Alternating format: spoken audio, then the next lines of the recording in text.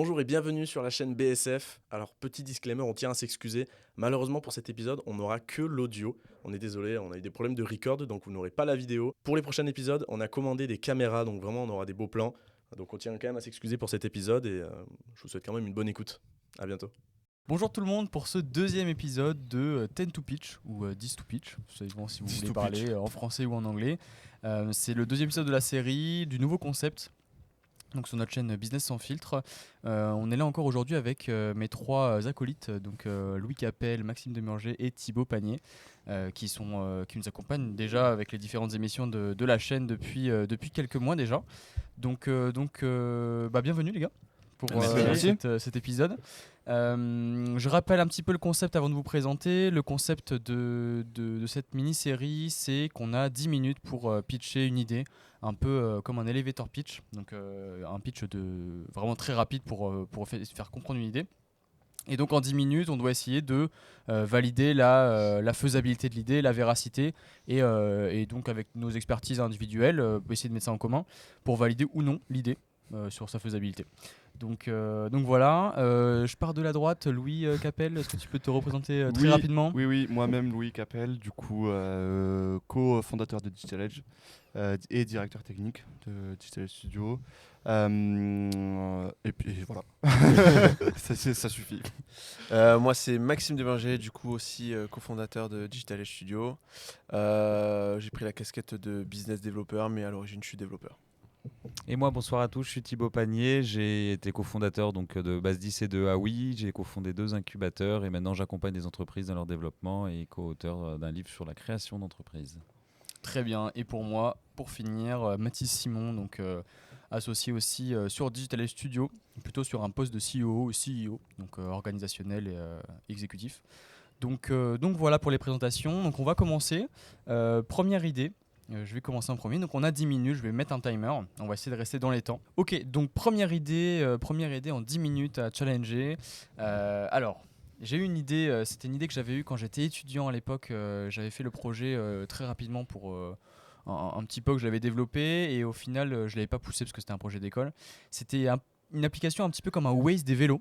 Qui permettrait de regrouper sur une application un peu comme un Strava ou un Waze du coup, de regrouper toutes les informations en temps réel. Et en fait, j'avais eu cette idée-là parce que j'avais vu sur le site de la mairie de Bordeaux, de la municipalité, ils ont beaucoup de données gratuites et disponibles sur leur site de l'open data. Et en fait, ils ont la position GPS et géographique en fait de tous les arceaux à vélo de la ville, au centimètre près, je pense. Et donc du coup, ce serait intéressant. Je me suis dit d'exploiter ça, essayer de faire une carte un petit peu de chaleur, d'occupation en fait sur ces différents arceaux. Essayer de mettre dedans de la gamification un peu comme des applications comme WeWard qui te récompense avec des coupons sur les pas que tu fais dans la journée, ou Coco, c'est pareil mais pour les plats. Le soir, quand tu prends une photo de ton plat, tu peux l'envoyer tous les soirs une fois. Et ça te donne pareil des petites sommes, donc tu peux économiser jusqu'à 20 € par an, c'est pas énorme mais ça fait toujours ça. Et donc pousser les gens à l'utilisation et donc aussi peut-être un côté sécuritaire aussi, essayer de dénoncer un petit peu des arceaux où il y a des cadres de vélo ou des roues de vélo accrochées, essayer de dire ok peut-être cet endroit-là craint un peu pour pas se faire voler son vélo quoi. Vous en pensez quoi ? Moi, je trouve déjà que l'idée déjà le modèle de Waze est assez incroyable. Je sais pas si si vous savez comment est-ce que Waze s'est développé et comment est-ce qu'ils arrivent à avoir en temps réel les positions. En fait, ils se sont inspirés du modèle des fourmis, c'est-à-dire que les fourmis, pour se repérer, elles laissent des petites, je crois que c'est des bulles odorantes ou quelque chose comme ça. Des phéromones. Des phéromones, exactement. Et Waze a utilisé un peu ce concept-là, mais en utilisant le point GPS des téléphones portables. Okay. C'est-à-dire qu'en temps réel, tu sais à peu près le nombre de téléphones portables que tu vas avoir qui passe dans une rue, en fait, pour tout simplement, pour le trafic. Et t'en as qui ont même détourné ça. T'avais un artiste à Londres qui en avait marre, en fait, dans sa rue, qu'il y avait trop de monde qui passait. Donc il a pris les petits chariots d'enfants, là, vous savez, il a mis une vingtaine de smartphones dedans. Et selon Waze, par contre, ils sont identifiés qu'il y avait un bouchon, croyait qu'il y avait 20 voitures. Mais le modèle de Waze est assez cool. Et l'autre chose qu'ils ont changé énormément, ça a été dans toute l'utilisation qu'on pouvait avoir, parce qu'ils ont essayé d'être hyper innovants face à Google Maps, qui était déjà un service qui existait et qui était gratuit. C'était Mm. avant que Waze ne leur appartienne. Donc Ouais. ce concept-là est cool. Et moi, l'autre chose que je trouve vachement intéressant, c'est que on arrive aussi beaucoup aujourd'hui dans le partage, dans la communauté. Tu as des grosses communautés dans le vélo tout de même. Bon, tu as deux antipodes. Tu as ceux qui sont au vélo électrique mais qui viennent de se mettre au vélo, et tu as les musculaires, ceux qui le font à la force des jambes. Mais potentiellement, l'idée de partage, de voir là où tu peux laisser ton vélo un peu safe et tout ça, je trouve que c'est une super Ouais. idée. Ouais. Ouais. Et du coup, tu créerais un GPS aussi entre un point A et un point B? Pour un espèce d'itinéraire, Ouais. bah pourquoi pas tout regrouper, essayer de proposer un itinéraire alternatif. Ouais, genre adapté au vélo. Avec des informations en plus, quoi, tu vois. Ouais, qui prendrait en compte les routes. Les pistes cyclables. Ouais, pistes cyclables. Praticable. Et ouais, des rues peut-être aussi délabrées, enfin Ouais. un peu Un peu Mais il me délabré, semble hein. qu'il y a une solution qui existe comme ça pour les personnes handicapées, Ouais. Ok. pour pouvoir se balader justement dans les rues, accessibles et praticables pour eux, notamment en fauteuil roulant. C'est pas toujours facile, surtout à Bordeaux, Ouais. qui est une vieille ville qui a Avec beaucoup de trottoirs, pavés. enfin, en beaucoup de plus. pavés. C'est pas facile, mais ouais. C'est vrai qu'en éventuellement. vélo, les gros pavés là, vers où on habite, puis ça glisse bien pas ouais, mal. ça Ça glisse glisse et tout. Bah, typiquement, le tram, moi je prends jamais le vélo dessus, quoi. J'ai Ouais. j'ai Ah peur bah là, de quand, tomber tu, dessus. Ah quoi. quand tu mets la roue avant dans un arrêt Ah, de tram. et t'en vois souvent des mecs qui Ah. tombent comme ça. Et quel serait ton business model du coup? Comment est-ce que tu gagnerais de l'argent avec ça? serait pas, pour moi, ce serait pas le SaaS révolutionnaire qui va engranger des milliards et encore, hein, pourquoi pas, à la limite, si on monte à Oh. quelque chose derrière. Tu le revends au pire. Tu revends la donnée, mais je pense Tu revends la que donnée, si ouais. on arrive à rentrer un petit peu dans les mœurs, le fait de, comme avec les trottinettes électriques, de prendre une photo par exemple à la fin du trajet ou au début du trajet, ou pousser les gens à signaler, déjà on peut peut-être récupérer cette donnée-là pour entraîner des modèles d'IA. On peut peut-être essayer aussi de faire comme les autres applications alternatives. Il y a WeWard comme on a dit et Coco, où eux se rémunèrent grâce à la pub, j'imagine, avec des coupons, ils font des réductions, t'as 10% chez Adidas, etc. en échange de points. Donc je pense qu'il peut y avoir un système comme ça, et peut-être un peu à la Waze avec de la publicité, même si t'es pas trop sur ton Oui. téléphone en vélo, je pense, à part peut-être les Bah, en fait, il y a itinéraires, beaucoup de personnes justement qui utilisent leur vélo, qui ont une espèce de support pour Ouais. poser leur vélo Ils ont dessus, tous, tu vois. hein. Ouais, Comme mais une c'est- moto. Ouais, mais tu c'est regardes pareil. pas. Ouais, Après, c'est rare. pour l'expliquer, peut-être, Waze, ce qu'ils ont fait, c'est qu'ils ont digitalisé le panneau publicitaire Ouais. que tu avais de physique dans les villes. C'est Mm. quand tu es au rond-point et qui te dit au deuxième rond-point, tourne à Ouais, il y a un droite, il y aura McDo. un McDo. Là, ils l'ont digitalisé directement sur la base de si c'est gratuit, c'est vous le produit. En l'occurrence, c'est les marques qui payent pour que les Ouais, utilisateurs en fait deviennent le produit et Mm. consomment chez eux. À la limite, tu peux même réutiliser ça, mais plutôt quand tu définis ton itinéraire pour savoir où tu vas te garer, là, tu pourrais avoir un push-up, donc à la limite une pub qui apparaît en te disant sur le chemin, vous allez croiser tel ou tel magasin Ouais. selon tes préférences, et tu dis est-ce Ouais. que j'ai envie d'y passer? Ou potentiellement te rediriger vers le parc d'Arceau à vélo à côté du magasin qui aura fait la pub, par exemple. Si t'as plusieurs c'est à choix à l'autre bout quelques rues, en fait, il va te faire garer Non, mais une ouais. rue après, à côté, en fait. Et puis tu peux, en plus, l'avantage dans tout ça, c'est que tu peux aussi, par la prise de photos, quand tu poses ton vélo à un arceau, plus facilement rechercher les vols de vélo. Typiquement, il y a eu un vol de vélo signalé à tel endroit. Tu peux communiquer facilement avec la Ouais. police pour justement transmettre les informations et que tu saches que à telle heure, le vélo était toujours là, quoi. Ouais, et jusqu'à même aller jusqu'à faire des partenariats avec les assurances, carrément. Mm. Proposer un petit abonnement, je sais pas, tu payes 20 € par mois, et en échange, en fait, tu as ton vélo assuré. Et plus tu utilises la solution, donc plus tu es actif sur l'application, donc plus tu visionnes de la pub potentiellement, ou tu es dans le système, moins tu payes sur l'abonnement, et donc moins ton contrat d'assurance te coûte cher. Et donc, Ouais. du coup, ça permet de rémunérer un petit peu là-dessus. Et on peut même essayer de penser à peut-être du hardware, peut-être un genre de AirTag à mettre dans le vélo que tu reçois Ouais. en achetant l'application, par exemple. Bah, si tu le tournes un peu aussi en mode de... Alors, enfin, Waze, c'est pas vraiment un réseau social, même si tu peux discuter avec la communauté via les commentaires, etc. Sans déborder, comme sans dans les renvois déborder. comme ils ont eu, où tu peux draguer la voiture d'à côté. C'est marrant quand même. Mais ouais, si tu pousses ce côté communauté, tu peux en faire un espèce de réseau social. Ouais. Et partager avec tes amis tes trajets, combien de kilomètres, combien de temps. Ouais. C'est ce que Strava fait, ils le font très bien. Ouais, Tu peux et sûr que répondre tu à es des bien trajets. rentré. Et si tu mets de l'hardware, du coup, tu peux partager du coup ta position en temps réel. Et typiquement, en fin de soirée, par exemple, quand tu rentres en vélo, tu définis une adresse comme ton domicile et automatiquement ça envoie une notif à tes potes en disant c'est bon, Après, tu peux le gars faire est ça bien avec le rentré. téléphone directement, non? Alors maintenant, oui, c'est vrai que les OS le proposent. Ouais. D'autant plus que maintenant Ouais. Apple propose un truc sur les Apple Watch et aussi les iPhones, les derniers Ouais, iPhones. ouais, c'est vrai. Quand tu as un accident, tu appelles automatiquement la police ou les Tout le monde n'a ambulances. Tout Ouais, le monde tout n'a pas un le monde iPhone, a n'a pas besoin, d'iPhone, mais et tout le monde n'a les pas postes Dans aux tous les États-Unis. cas, si tu utilises une position GPS pour aller chercher un nouvel arceau, dans tous les cas, tu as ta position GPS activée. Donc après, je pense que, sincèrement, les personnes qui utilisent un vélo pour aller au boulot, ce genre de choses, elles ont toujours un support de téléphone pour poser leur téléphone. Après, je l'avantage pense. du hardware, c'est que si jamais ton Oui. vélo est pas avec toi et que c'est pas toi qui l'as, Tu peux le savoir où retrouver. il est. Ouais, il ça, bouge. ça, c'est vrai. Et tu peux même faire des co-trajets, tu sais, on parlait du covoiturage pendulaire, c'est-à-dire Ouais. avec des personnes où tu travailles, avec qui tu travailles pendant la même entreprise, et vous habitez à peu près Ah ouais, dans le de même village, Mhm. tu sais, tu t'arranges Ça la te permet de journée. trouver des gens qui font Tu le peux même aussi trajet, trouver des quasi le même personnes trajet. qui font un trajet similaire à toi. et Pour rentrer tu, ensemble aussi le soir. Ouais, parce que c'est plus sympa, ouais. tu discutes, etc. Quoi. Ah, de Puis, ouf. Ouais, tu peux combiner plein de Du concepts. covoiturage. Vous pensez que les gens seraient capables de discuter comme ça Bon, peut-être pas, mais. Ah oui, moi Ah, je quand comme tu ça, roules je- pas en vite. vrai, pédales à côté. en vélo, moi Ouais, je tu suis sais, là, quand je trace. c'est vachement agréable, tu sais, Ouais, parce que t'es tout t'as seul. 5 cyclistes sur la route, puis comme ça tu bloques bien tout. Non, mais rien que tu T'as vois. t'as un message à faire passer là, c'est ça? Non, mais tu vois, un co-trajet dans ce sens-là, je pense que ça peut être aussi intéressant. En fait, Ouais. en partant d'une idée de base qui est extrêmement simple, à savoir d'avoir une communauté de personnes qui font du vélo et de pouvoir les géolocaliser, tu as énormément d'applications Ouais, derrière, en exactement. fait. Pour imaginer plein de petites fonctionnalités en plus que tu viens rajouter. Et puis, Et puis pour le lancement, parce que là on est sur Bordeaux, donc c'est ce que j'avais regardé, je connais pas les données disponibles dans les autres villes, mais on a les accès, comme je disais, à toutes les arceaux du coup À la data. géolocalisés. Mm. On a accès à des capteurs de pression sur les pistes cyclables Ça, c'est qui, avec le passage, en fait, tout ça c'est disponible en temps réel sur le site de la municipalité. C'est fou, je savais même Et, pas que c'était donc ouais, il y a disponible. beaucoup de choses à faire, je pense là-dessus. Tu pourrais même avoir un genre de carte de trafic sur les pistes cyclables.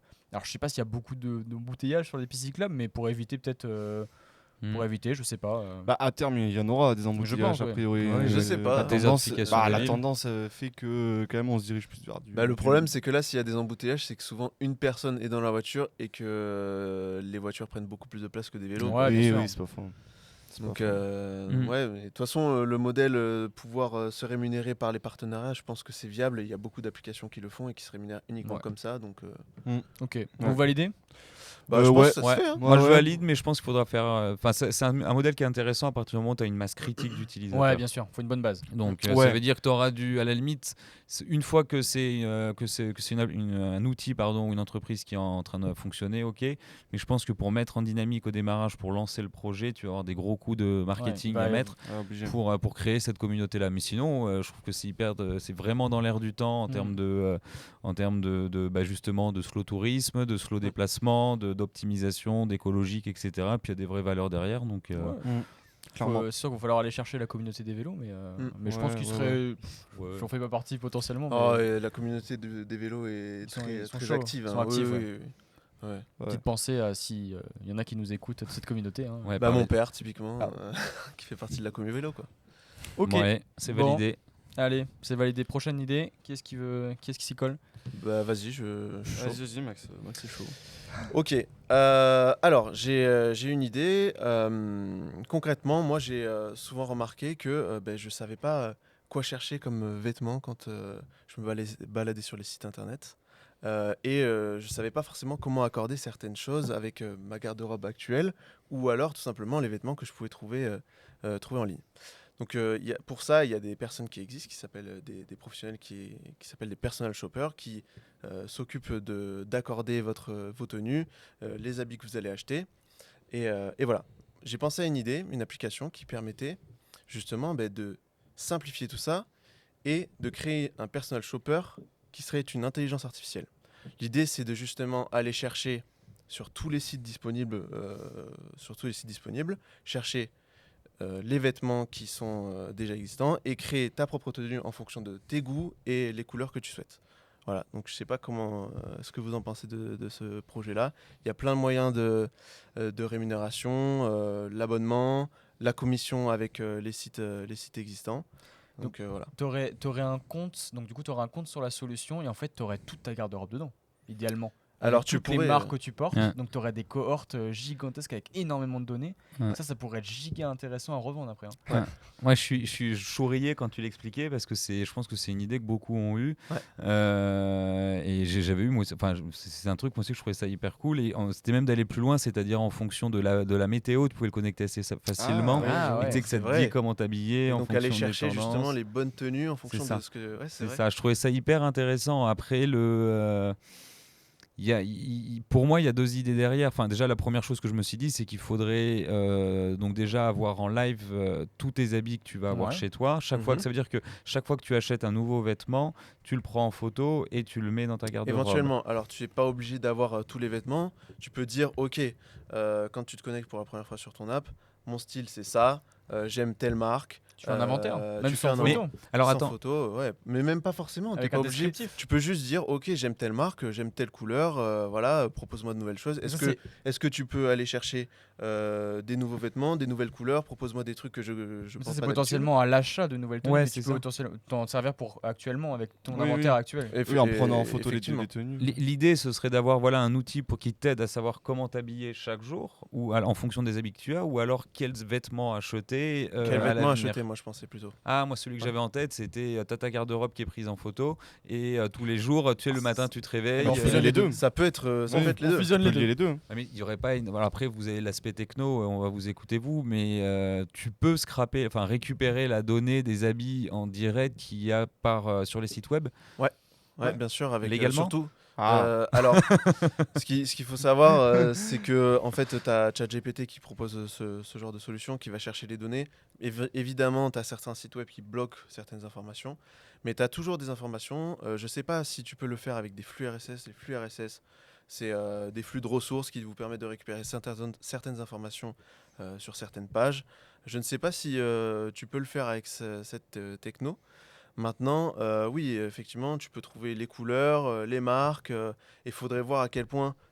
J'ai pensé à ChatGPT, mais il y en a possiblement plein d'autres IA qui pourraient le Oui, ou faire. alors t'entraînes ton propre modèle. Et Alors après, éventuellement. c'est fastidieux, ça coûte un peu, Oui, il mais- faut avoir beaucoup d'argent. Mais... Si tu entraînes ton propre modèle, tu serais pas lié directement en direct aux collections qu'il y a sur les sites web. Imaginons que, je sais pas, tu es une personne qui achète souvent en ligne sur, on va dire une marque un peu de fast fashion, mais par exemple chez Zara ou des choses comme ça. Mhm. Est-ce que en temps réel, tu pourrais connecter ton vestiaire, on va dire ton vestiaire personnalisé, à tous les vêtements qui sont disponibles Sur Zara. sur Zara, sur Zara.com. Oui, oui, oui. Oui, que c'est possible. Après, est-ce que c'est légal ça, je sais pas. J'avais fait mais des essais justement. ça doit être possible. Ouais. J'avais fait des essais justement pour voir si c'était possible, tout simplement techniquement.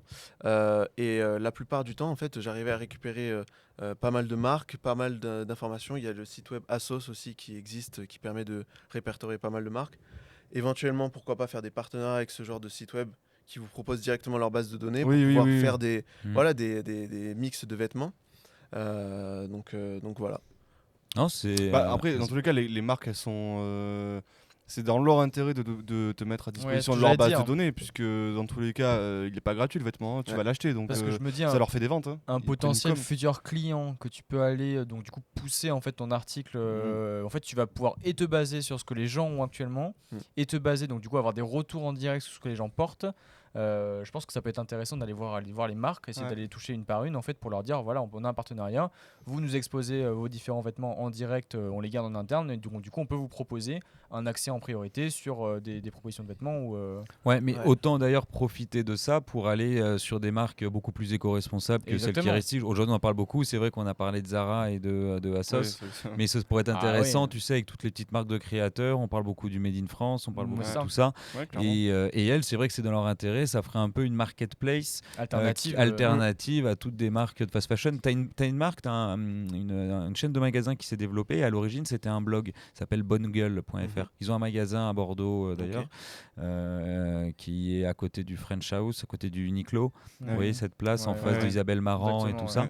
Et ce qui est intéressant là-bas, c'est que c'était un blog, c'était je sais plus combien c'était, mais c'était plusieurs amis qui ont lancé ça et puis ils donnaient des conseils justement sur comment s'habiller.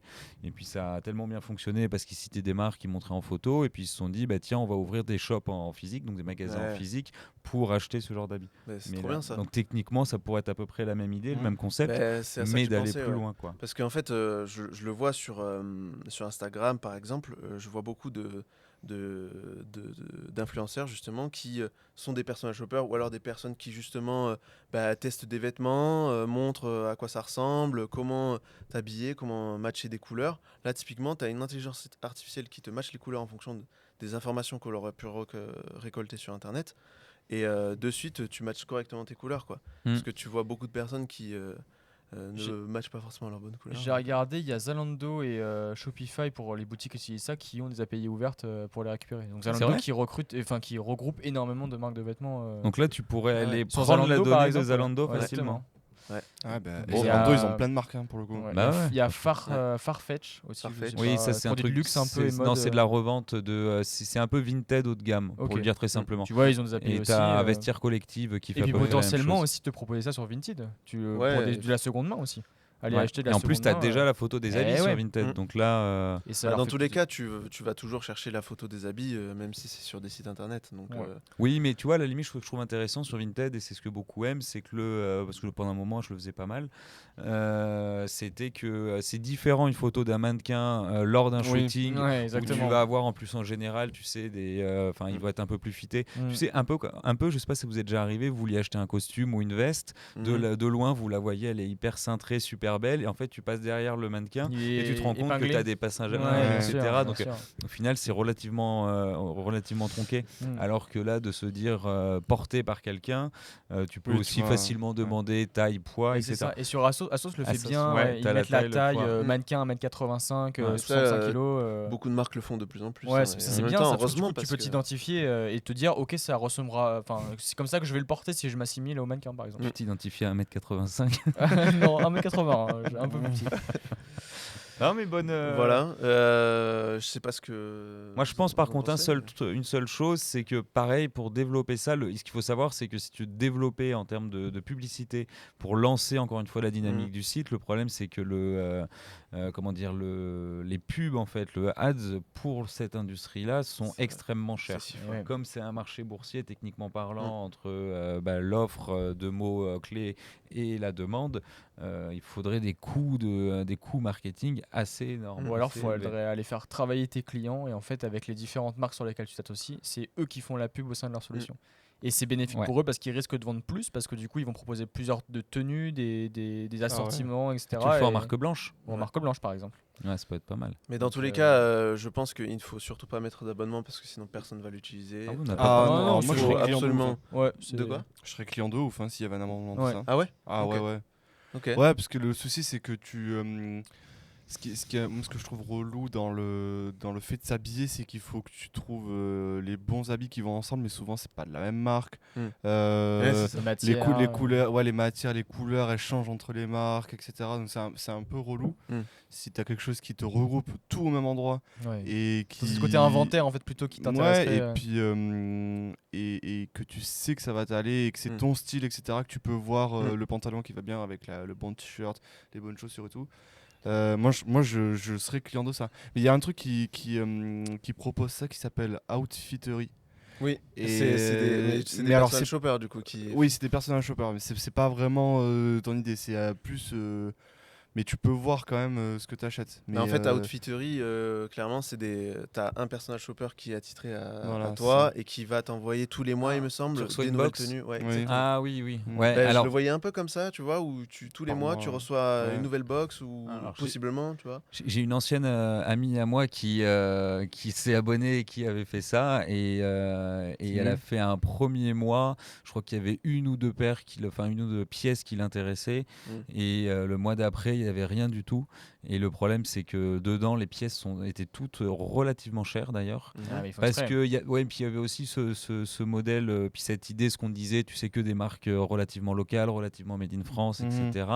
Mais par contre, la problématique, c'est que tu vois, sur 2 box, sur 2 mois différents, il y a eu. Je me souviens même plus si elle avait gardé une paire ou pas. Et je crois même qu'elle l'avait après ensuite acheté autre part. Même pièce. Mais après, tu as des frais de logistique là-dedans à gérer, que c'est énorme. C'est des boîtes en carton qui sont sont énormes, etc. etc. Donc c'est vrai que moi je trouvais que le modèle était assez bizarre, personnellement. Ok. Donc validé, pas validé, qu'est-ce que Moi, vous je pensez valide, moi. Moi, j'avais de ouf. Ok. Ouais, aussi, je pense que ça peut être très long. Un très- web of quand même. non, mais c'est très long et très compliqué à mettre en place, je pense. Ouais. L'idée est bonne, mais dans un monde Ouais. utopique où les frais de développement sont à zéro, les frais de marketing sont à zéro et que tu as une communauté comme ça en claquant. Ouais, Ouais. c'est sûr. Ok. Ça va être long à aller chercher les grands groupes ou quoi, ou même. Ouais, puis de faire D'accord. des rendez-vous avec les grands comptes, c'est les ça. grands de l'industrie du textile. Pour les faire bouger, c'est pas, c'est pas simple. Ok. Ok, ça Ok. marche. Le meilleur pour la fin. Troisième je te- idée. Je t'en prie. Merci. Moi, je vais vous parler de mon père, Ah, nickel. Vince. C'est pour toi. non, comme vous le savez, donc on était associés, on a cofondé Base 10. Ensuite, on était associés dans Awi. Awi, c'était des plateformes de location et de proposition d'espace de travail. Et nous avons arrêté fin de l'année 2022. Il se trouve que mon père, à la suite de ça, lui a arrêté de travailler et puis s'est mis autour de ses passions. Et puis il a davantage le rôle d'investisseur. Et une grande passion qu'il a depuis toujours, c'est le bois. C'est le traitement du bois, etc. Et si je souhaitais évoquer ce sujet-là avec vous, c'était que je pense que c'est une problématique que beaucoup partagent. Le bois. Non, la problématique. La problématique qu'il a. C'est-à-dire que il aime beaucoup bricoler, il aime beaucoup travailler le bois, il a beaucoup de machines autour, et puis il est très très créatif, etc. Et puis il se disait, il a envie de créer des meubles, en fait, tout simplement. Ok.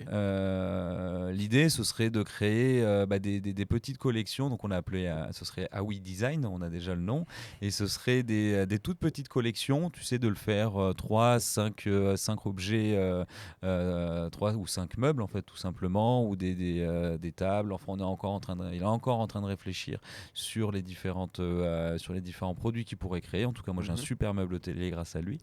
Et la réflexion derrière, c'est comment créer, en fait, tout simplement à son compte en restant tout seul. L'idée, c'est pas de créer, en fait, de pas concurrencer Ikea, c'est pas de concurrencer Alinea ou BO Concept ou des choses comme ça. Mais comme beaucoup de personnes, je pense, on a beaucoup de personnes qui veulent se lancer dans des activités et avoir un complément de revenus. Tu sais, il y en a beaucoup qui font des bijoux faits main, Ouais. des choses comme ça. Là, c'est à peu près la même idée. Comment, en fait, réussir à créer sa place, comment réussir à s'imposer dans un monde qui est ultra concurrentiel en ayant un peu de l'artisanat. Donc, tu avais une première... Enfin, déjà, je vous dis ça et je vous disais les premières pistes de réflexion qu'il pouvait avoir. Mais à votre avis, est-ce que c'est possible de se lancer à son compte en créant des petits outils, des petits projets, des toutes petites collections et comment peser là-dedans, quoi. Le but, ça serait de faire quelque chose donc, du coup, de déclinable, proposer à toutes les personnes qui auraient aimé s'inscrire sur une solution comme ça, et pas juste que ton père monte ta boîte, par exemple. Non, si, c'est comment mon père peut monter sa boîte de d'accord, fabrication ok. de meubles en bois. Et pas essayer de le décliner commercialement après. Bah, essayer de les vendre, ouais. Ok. Comment C'est Ok. vraiment de la fabrication de meubles en bois. Ouais. Est-ce que c'est des petits trucs ou c'est vraiment. Bah là, c'est un meuble télé, il doit faire 1m50 de long. Ok, moi le concept de petite collection, ça j'aime beaucoup. Parce Ouais. que du coup, ça te permettrait de. Enfin, je sais pas, j'imagine le truc plus tard. Si sur le site, tu as 5-6 petites collections avec des styles un peu différents, tu peux te dire, ok, ce qui correspond le mieux à mon appartement, j'emménage, je peux dire, ok, je vais acheter ces 5 meubles. J'ai là les tables de chevet, j'ai une table de salon, un meuble télé et puis un buffet par exemple. Et ça pourrait être intéressant pour avoir une unicité. Il y a quelqu'un que je regarde sur YouTube justement qui s'appelle Valérie Dewez, qui elle a au départ créé une chaîne YouTube pour faire des travaux dans sa maison. Et elle a toujours aimé travailler le bois et justement elle a créé cette marque-là qui lui permet de vendre des objets un peu en précommande que tu achètes sur le site et justement tu reçois une table basse, un meuble TV, ce genre de choses. Donc je pense qu'il y a un rôle à jouer dans l'influence pour justement créer justement une influence autour de ça et pouvoir créer justement une base, une communauté qui pourrait acheter tes meubles, quoi. Parce que là, le lancement de la marque peut être compliqué parce que du coup, tu pars de zéro. Il faut vachement jouer sur ça, commencer à construire un peu une réputation et peut-être, je sais pas, essayer d'aller exposer dans différents autres magasins. Je sais que j'habitais en Martinique, parce que je suis né en Martinique à la base, et ma mère travaillait pour une boutique de décoration d'intérieur, donc ils faisaient des petits meubles aussi. Et en fait, c'était une boutique qui regroupait des créations de particuliers. qui justement crée des lampes, des petits meubles, etc. Et donc en fait, il y avait la ligne directrice de ce magasin-là, c'était fait uniquement en bois flotté. Donc les gens travaillaient cette matière-là, mais chaque article, en fait, il y avait le prix et le créateur en fait associé. Il y avait une dizaine de créateurs qui tournaient dans la boutique, et c'est comme ça qu'ils apprenaient à se faire connaître. Ils n'étaient pas assez gros pour avoir une marque à eux ou une boutique à eux, mais ça leur permettait d'avoir une visibilité. Donc potentiellement dans un premier temps essayer de monter quelque chose comme ça et après monter quelque chose de plus gros. Et je pense d'ailleurs que le faire en ligne sera une grosse plus-value. Bah, c'est plus simple déjà. C'est plus simple, ouais. Bah, c'est plus simple, mais en fait, il va pas avoir la capacité de production. T'imagines s'il a 1000 commandes. Ah ouais. Il va Ouais, pas avoir je la pense qu'il capacité faut de que ce soit un production truc de de faire niche, quoi. 1000. Bah, Mais après, je suis d'accord avec vous sur le fait que dans tous les cas, il va falloir que ça devienne un peu un influenceur. Ton papa, Aujourd'hui, parce ouais, que sinon, il va pas vendre beaucoup. À moins, comme tu disais, d'aller dans les petits trucs locaux, de proximité, quoi. Mais c'est pour compenser. Ouais. Ouais. Ouais, Ou pour alors compenser, vendre pour au à- moins se faire un petit complément de revenu. Après, l'avantage, c'est que pour moi, c'est des trucs qui peuvent rapidement se vendre cher. Bah, ça dépend de la c'était- qualité du bois que tu utilises, Oui, bien sûr. ta qualité de production, tes finitions. En fait, c'était l'idée, c'est-à-dire que effectivement, tu as totalement raison, c'est que à un moment, il va être bloqué en termes de temps de travail, tout ça. Ouais, C'est pour ça qu'on. Et puis l'autre point aussi, qui dit que à un moment, tu vas être sur des collections, tu vas contrôler en fait tout simplement l'offre, tu vas arriver dans le monde un peu du luxe. Ce qui caractérise en fait quelque chose qui est du luxe, c'est pas le prix, parce que le prix est une conséquence, mais ça va être l'image de rareté. marque, la disponibilité, donc la distinction entre l'offre et la demande, l'expérience utilisateur et la qualité. Et parce que tu as tout ça, ça fait des produits chers. Ouais. Parce qu'en fait, tu as tellement de choses qui rentrent en jeu par rapport, qui vont influencer sur le prix. Tu es obligé. Que, en fait, exactement, c'est pas parce que tu es cher que tu es luxe. Ouais. Par contre, quand tu es luxe, tu es cher, tu vois, parce que tu as tous ces points-là. Ouais. Mais donc, du coup, nous, ce qu'on imaginait, c'était beaucoup plus de tendre vers le côté artistique. Ouais. Ouais. L'intérêt il faut de jouer faire là-dessus, des, tu vois, l'intérêt de faire des toutes petites chaînes, tu vois, 3 ou 5 pièces pour une seule même collection, pardon, avec que ce soit signé, etc. Ça Ouais. permet en fait d'avoir ce côté clairement. un peu artistique.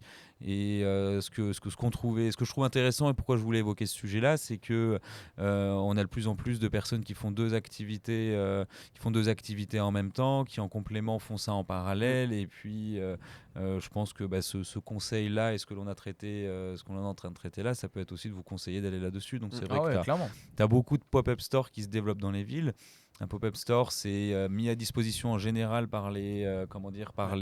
directement par les mairies et qui permet d'exposer directement sans forcément passer par Internet. Parce qu'en fait, si ça se trouve, Internet au démarrage, après j'aimerais votre avis dessus, va potentiellement créer le fait, comme tu disais Louis, d'avoir 1000 commandes d'un coup. Et le problème, c'est que si tu as 1000 commandes d'un coup, tu vas pas pouvoir les honorer. Et là, tu vas créer créer de la frustration client et potentiellement. Si tu es un artiste reconnu, tu es prêt à attendre parce que tu achètes pour l'artiste, mais par contre, tu vas créer simplement que de la frustration, etc. Mais etc. donc, il souhaite se mettre en tant qu'artiste plutôt ou en tant que producteur de meubles? C'est ça déjà, la différence. la problématique, c'est est-ce que tu te réveilles et tu te dis je suis un artiste, tu vois, qu'est-ce qui. Ouais, ça dépend comment. C'est un état d'esprit en vrai. C'est un Qu'est-ce état qu'un d'esprit, ouais. C'est un artiste, Qu'est-ce mais qu'un c'est un artiste artiste. C'est un mon père. mindset, ça. C'est- Non, mais tu as plein de gars. Je parlais de Valérie Desouez, mais tu en as d'autres qui font des meubles hyper quali, qui sont pas tous les mêmes, justement, parce que le bois est différent et justement qu'ils les vendent à des clients, mais c'est qu'un seul meuble, quoi. Ouais, mais là, lui, c'est les connexions. Par exemple, il l'a fait pour le meuble télé, c'était vraiment pour le lancer. Je vous montrerai des photos. Mais là, il y a 3 éditions, il y a 3 pièces, tout D'accord. simplement. Faudrait les numéroter. Elles sont, oui, il les a. 1, 2 et 3. Oui. Ouais, Moi, je veux le 12. non, mais Les Ferrari sont numérotés. Hein. il faut qu'il T'as une soit plaque vendu en tant qu'artiste, en tant Mais qu'influenceur. qu'est-ce je qui ferais fait ça. un artiste? Qu'est-ce qui définit un artiste? Ça, quelqu'un c'est qui trop crée, philosophique. qui crée quelque chose, qui crée quelque chose de différent à chaque fois. Est-ce qu'on n'est pas tous un peu artistes de nos vies? C'est la question que je vous pose. Non, mais est-ce que Ferrari, les créateurs de Ferrari sont des artistes? Bah, en fait, ce qui fait, par exemple... alors, très bonne question. Non, mais en fait, on considère... Alors, de là à dire que c'est un artiste, je sais pas si c'est un artiste, mais en tout cas, on considère que, par exemple, les moteurs Ferrari ou les moteurs AMG aussi sont nobles. Donc, quelque part, si c'est un peu noble, c'est... Voilà. De l'art, quoi. En fait, par exemple, tous les moteurs AMG... Alors Ferrari, je sais pas si c'est le cas. En AMG, tout c'est cas- Mercedes. Hein, juste pour Oui, préciser. AMG, c'est la branche sportive de Mercedes. Ouais. Tous les moteurs AMG sont signés de la personne qui l'a monté. De En A fait, à c'est Z. De Voilà. A à Z. c'est une seule et même personne qui monte le moteur de A à Z. Et donc quelque part, c'est des moteurs nobles parce qu'ils sont tous montés à la main, ils sont pas montés à la chaîne, quoi. Ouais, c'est c'est une ça. personne, elle arrive un matin, bon ça y est, je commence à monter un moteur et c'est la même jusqu'à la fin. Et donc c'est sa signature, il y a son nom qui est écrit sur le moteur et donc voilà, pour moi c'est noble.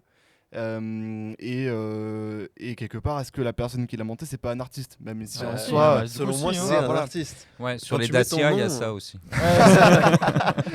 Alors, Non, mais quand tu mets comment ton ça nom sur le produit et que c'est une édition limitée, Ou alors, ça, c'est ouais, un artiste. après, si tu veux, je te fais une toile, je la signe et je suis un artiste, tu vois. ouais, tu C'est- fais, ouais, tu ouais, fais un mais à monogramme. un moment, Non, mais c'est- peut-être que c'est quand ton nom est reconnu et que tu as une image de marque. Tu vois, si Ouais, c'est. ouais. si Est-ce c'est que les ta jeunes chère. rappeurs qui font rapidement du rap dans les rues sont des artistes?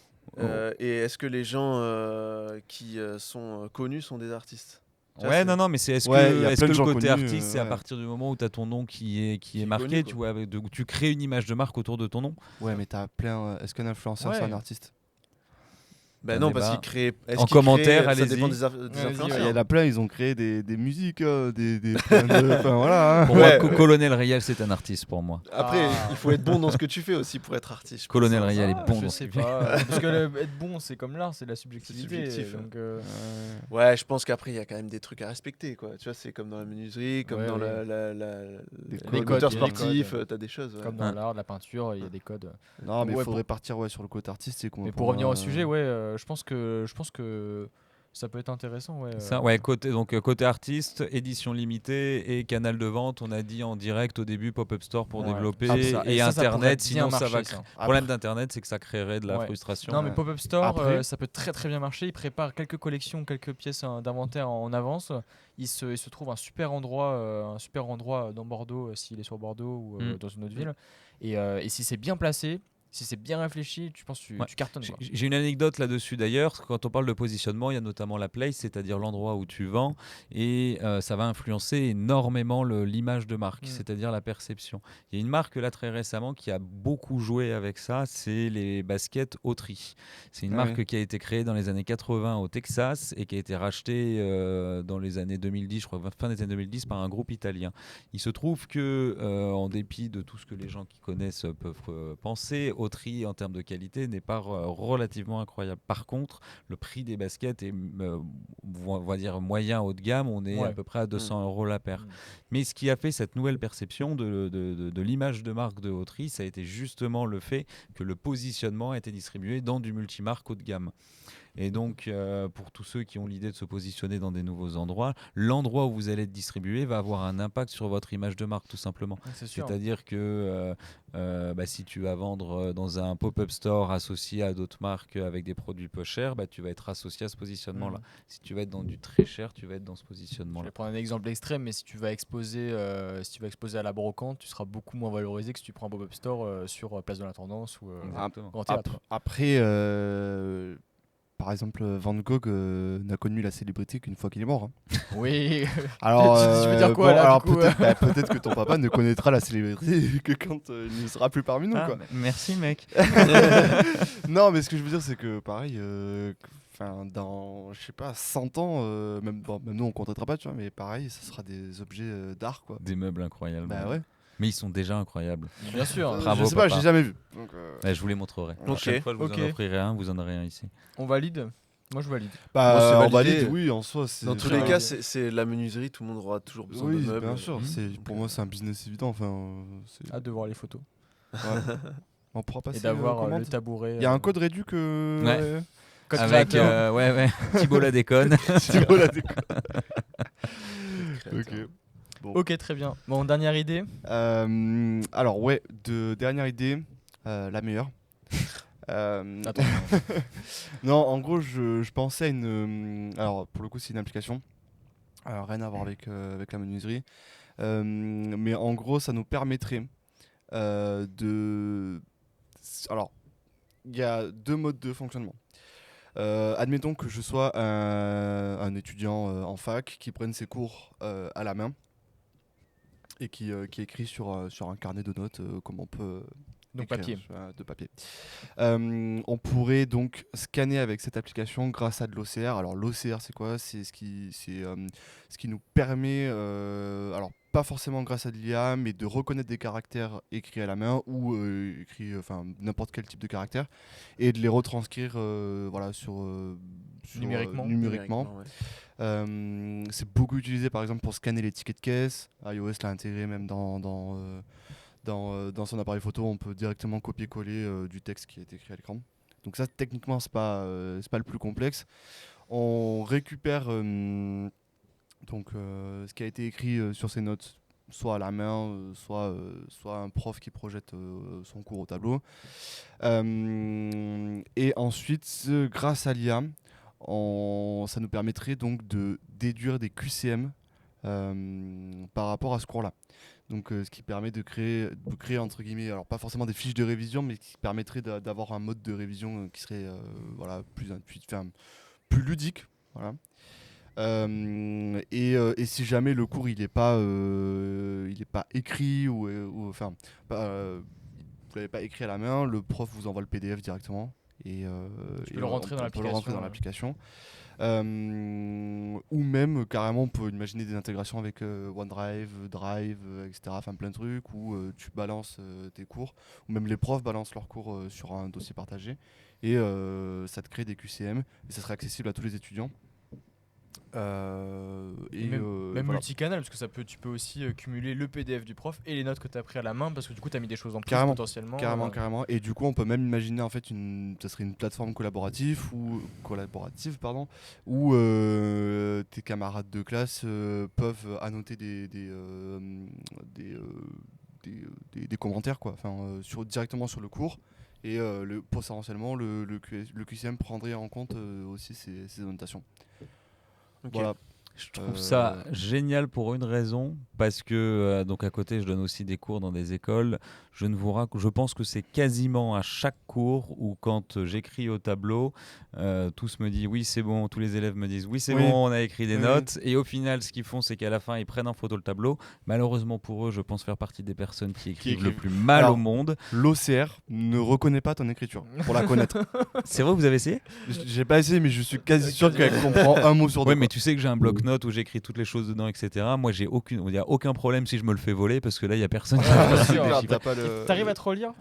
Oui. Moi, il y a des fois, pareil, j'écris mal aussi. Des fois, je sais souviens pas ce que du j'ai sens. marqué. Non, mais par contre, parce que ce qui me fait marrer, c'est quand ils me disent on prend en photo, puis je leur dis vous allez le relire, ça me dit oui, vous inquiétez pas.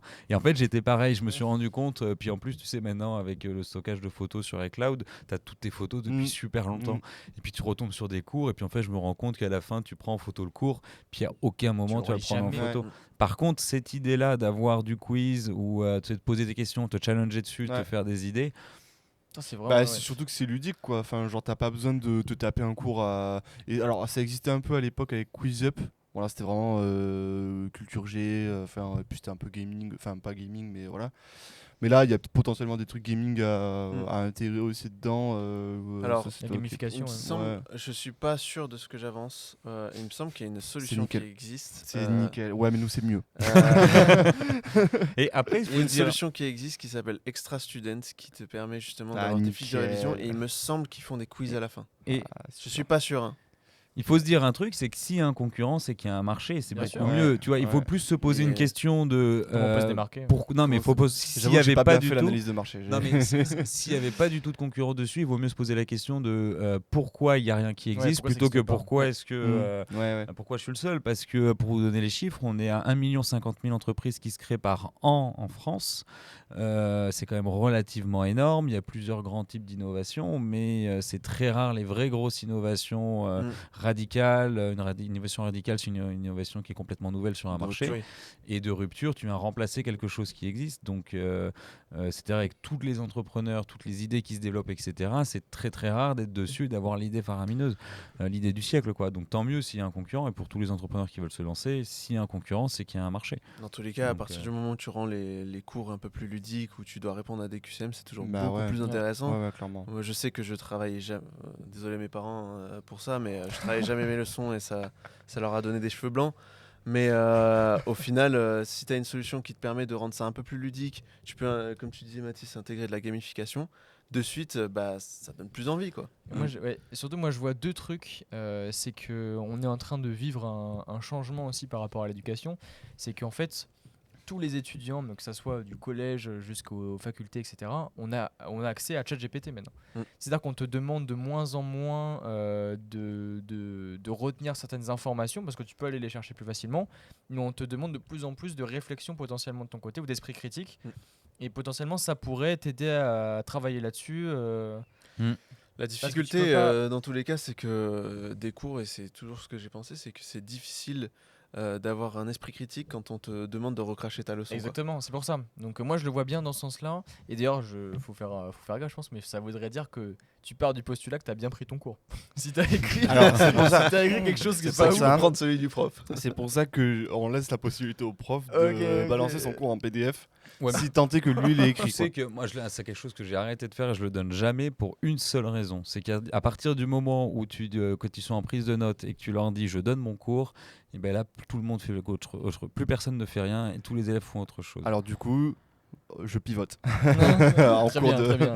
Je pivote, mais en gros, tu le vends en marque blanche aux écoles. Je crois que tu le vends aux étudiants. Tu le vends Et au en prof. fait,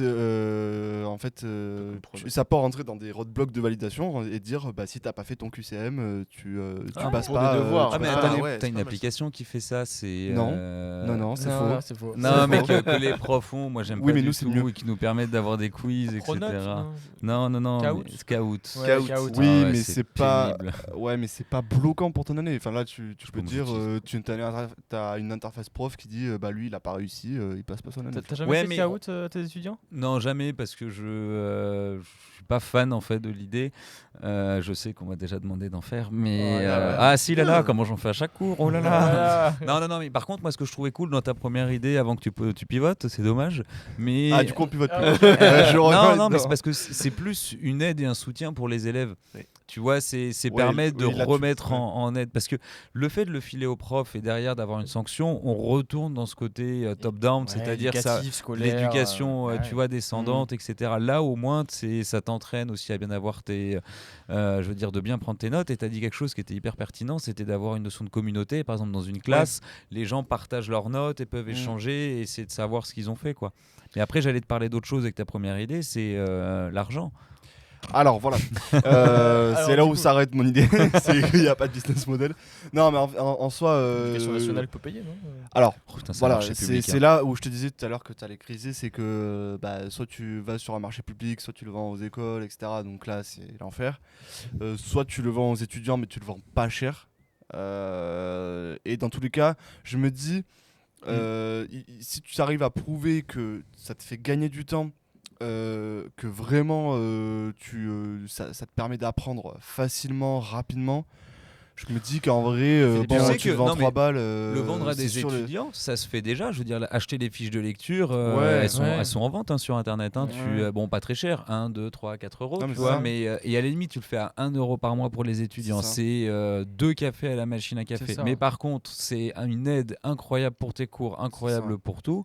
Moi, je trouve pas ça choquant de le vendre à des Ouais, non, étudiants. Moi non Et plus. puis- Après, c'est surtout que les étudiants sont souvent des situations précaires, mais. Mais leur but, c'est de réussir. Oui, leur Et but, un c'est euro. de C'est ça réussir. par les aides, le CPF. Non, le c'est- CPF. Non mais 1 Le euro, Crous, 1 euro je sais par pas. mois, 1 euro par mois à la limite.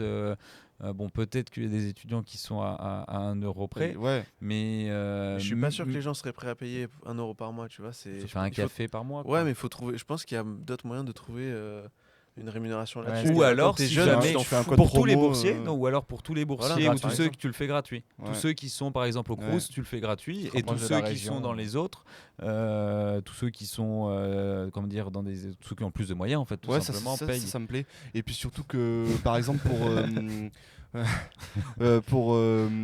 par exemple, je pense surtout aux étudiants en médecine où là il y a beaucoup voilà, il y a une grosse masse Ah ouais, de données. C'est pas vraiment de la donnée, c'est des cours quoi.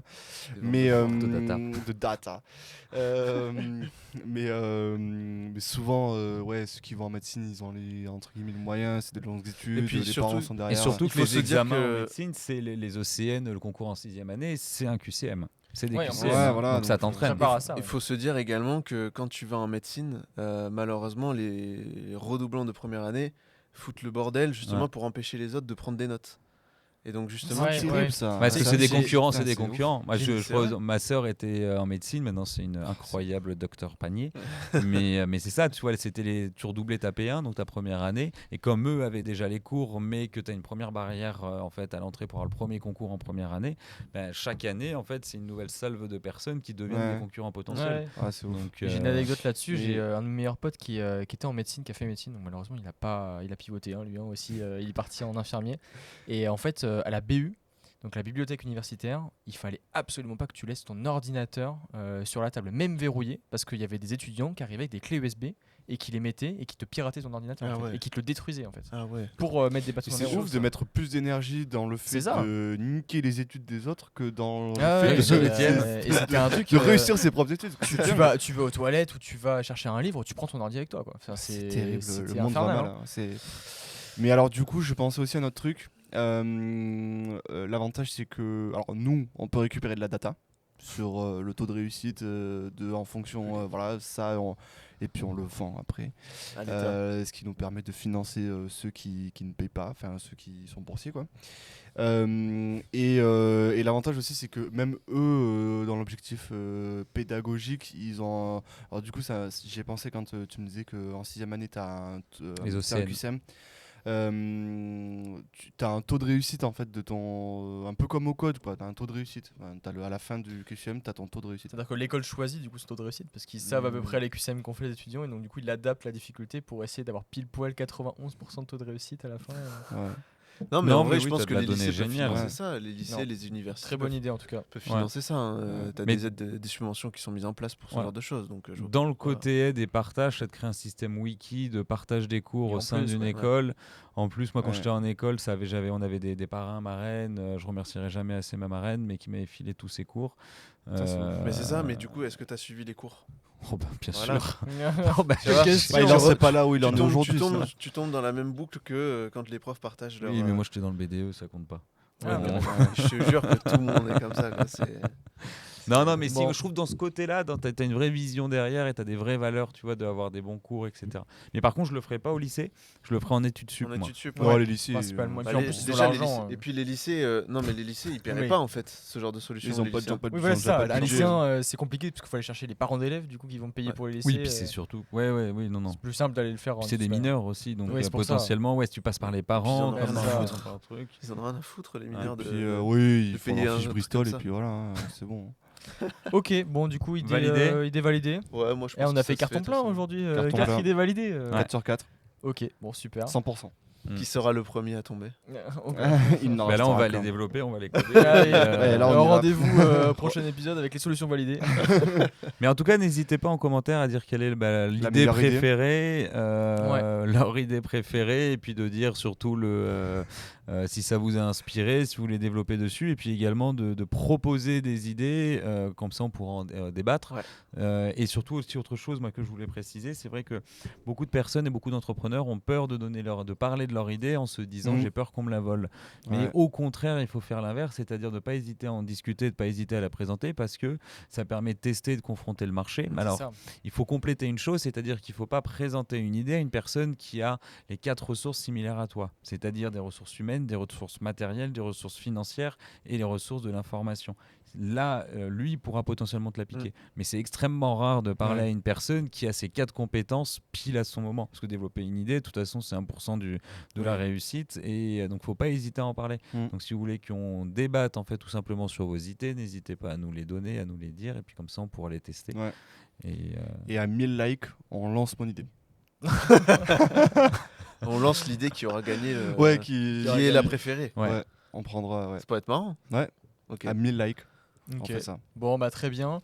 Donc n'hésitez pas, oui comme Thibaut l'a suggéré Paul, mon deuxième nom, tu peux. Hein. comme Thibaut l'a suggéré, donnez vos idées en commentaire, ça pourrait être hyper intéressant de débattre dessus. On se retrouve pour le prochain format. donc sûrement le prochain épisode de cette série-là si vous la suivez. Mhm. On a d'autres formats qui existent sur notre chaîne de podcast, donc sur Spotify si vous nous écoutez sur Spotify ou sur YouTube, il y a des diffusions du coup du son avec la vidéo quoi.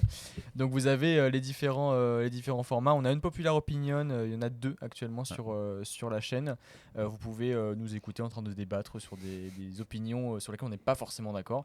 Et du coup le premier épisode qui est déjà en ligne de 10 to Pitch, le format, on a 10 minutes pour tester et challenger une idée. Et on a une énorme news à venir aussi. On a une énorme news à venir. Tu veux la teaser maintenant ? Non, mais Est-ce qu'on tease est-ce qu'on tease Oui, on peut la teaser. Bah, On je l'attend dans quelques jours. Ça peut être sympa. Normalement, elle sera en ligne ou ce sera juste en ligne juste après. Oula. Juste après. Ouf. T'es ambitieux. Voilà, mais c'est bien d'être ambitieux. Bon, il y aura peut-être un Bah, il y aura un podcast petit entre peu de les montage, deux. ouais. Ouais, non, mais par contre, allez-y, teaser. On peut commencer à teaser un peu. Ouais. Vas-y, Qu'est-ce Mathis. qui veut Vas-y, teaser Mathis. Moi, Alors, je- bah, c'est- écoutez, l'idée est plutôt simple. On est parti d'un postulat assez simple, c'est qu'il y a peu de gens qui montrent comment ils montent leur business. Donc nous, comme on est entrepreneurs dans l'âme, on s'est dit que ça serait pas mal de montrer comment nous on monte une idée. Qui paraît simple à la base, mais on prend 5 jours et on se cloître. On se voit que nous, on voit personne d'autre. Et à la fin des 5 jours, l'idée, elle est rodée, elle est béton, et on n'a plus qu'à la développer. Un peu en mode séminaire. En mode séminaire, et on va tourner ça en mode vlog, mini-série documentaire. Ouais. Et voilà. C'est ça, lancement d'une idée de A à Z. Voilà. Vraiment toutes les étapes ultra importantes à suivre pour qu'une idée soit béton, comme on disait, challengée et puis faisable et C'est ça. réalisable. Et donc du coup, il sortira sur la chaîne directement, Voilà. Business sans filtre. On ne sait Mm. pas encore le nom de Voilà. la mini-série. On sait pas encore l'idée de la boîte, On sait surtout. pas, ouais. Voilà. Alors le but du coup c'est que aussi on fasse la phase d'idéation ensemble, donc ce sera une phase très courte. Ouais. Et en fait On a que 5 jours, de toute vraiment façon, donc, voilà, on a 5 jours, on trouve l'idée, on construit un business plan, on fait une liste de marché. On fera l'inverse, d'abord l'analyse de marché, ensuite le business plan, et puis on la monte. Et donc voilà, donc vous allez nous voir nous engueuler, ne pas être d'accord, vous allez nous voir manger, dormir. Faire Peut-être du- pas beaucoup dormir. Oh là. Et puis C'est un truc voilà. vraiment creepy, 24 heures sur 24. Le seul truc que vous allez pas nous voir, c'est nous doucher. Et voilà. Ok, bon, très bien. Et puis si jamais des gens de chez Netflix France Voilà, ou Amazon. ou Canal+, Ou nous France écoutent, Télévisions, ou France Télévisions, ou Prime, on est intéressé M6, par une TF1. production. Voilà, merci. Bon, bah merci beaucoup à tous ceux qui nous ont écoutés et regardés sur C'est YouTube. comment, déjà On se retrouve la prochaine fois. Où est la caméra ? La prochaine fois directement sur nos différentes plateformes. Vous pouvez nous retrouver sur LinkedIn, sur YouTube, sur Spotify, sur Apple Podcast, Deezer. Pas encore, ça va arriver, je crois. Ça va arriver. C'est Donc, plus compliqué. soyez attentifs. Et donc, on se dit à la prochaine fois. Salut Ciao, les ciao. gars. Ciao tout le monde.